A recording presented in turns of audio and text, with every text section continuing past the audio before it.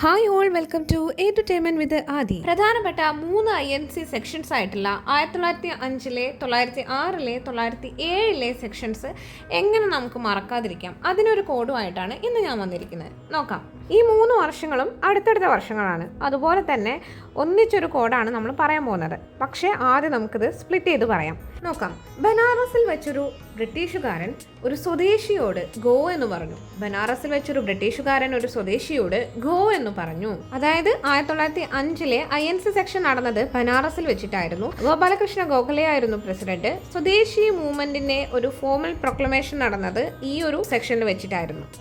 ബനാറസിൽ വെച്ചൊരു ബ്രിട്ടീഷുകാരൻ ഒരു സ്വദേശിയോട് ഗോ എന്ന് പറഞ്ഞു. ഇത് കേട്ട ദാദ സ്വരാജ് എന്ന മുദ്രാവാക്യം വിളിച്ചു. നെക്സ്റ്റ് കോഡാണ്.